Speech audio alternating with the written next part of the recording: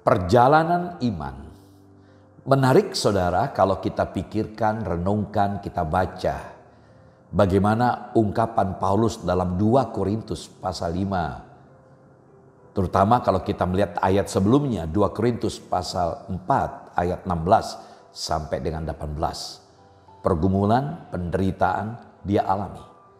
Yang menarik, beliau tidak menaruh fokus kepada masalah atau persoalan yang beliau hadapi. Bahkan beliau punya pandangan jauh ke depan. Kenapa demikian saudara? Dalam 2 Korintus 5 ayat 7 ayat yang pendek mengatakan demikian. Sebab hidup kami ini adalah hidup karena percaya, bukan karena melihat. Percaya bukan melihat. Nah, menarik di sini diperlawankan, dipertentangkan kata percaya dengan kata melihat.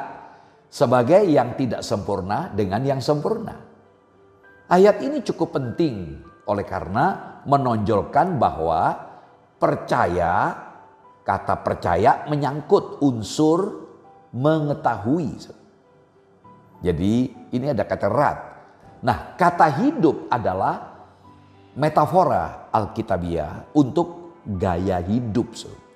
Orang percaya hidup dalam alam jasmani, tetapi oleh iman menyadari dan percaya dalam kehidupan rohani. Nah, kata hidup dari kata Yunani peripateo itu adalah sebuah kata kerja yang sering digunakan, dipakai untuk melukiskan keseluruhan hidup orang Kristen. Saudara, sebenarnya pengalaman Kristen dari awal sampai akhir adalah sebuah perjalanan iman. Berdirilah teguh dan jalanilah perjalanan kehidupan dan iman kita dengan penuh percaya kepada Tuhan. Percayalah semuanya itu adalah untuk menguji kemurnian iman kita kepada Tuhan.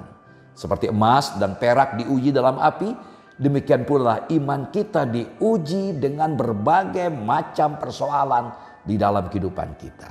Supaya kita memperoleh puji-pujian dan kemuliaan dan kehormatan pada hari Tuhan Yesus Kristus menyatakan dirinya. Percayalah Tuhan akan datang menolong kita tepat pada waktunya. Saudara, tidak ada tanaman yang ditanam langsung menjadi kuat. Menjadi kuat adalah sebuah proses perjalanan.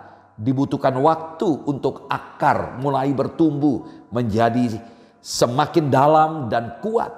Demikian juga dengan pertumbuhan rohani dan kekuatan iman kita. Dibutuhkan waktu dan proses sampai akhirnya akar iman kita yang tadinya lemah menjadi kuat, menjadi teguh. Saat kita mengikuti proses Tuhan dengan benar, maka akar iman kita makin lama akan menjadi makin dalam dan kuat. Proses bertumbuh yang tidak bisa instan ini akan membuat kita bukan hanya kuat tetapi juga menjadi indah dalam pemandangan sesama manusia, terlebih di hadapan Tuhan.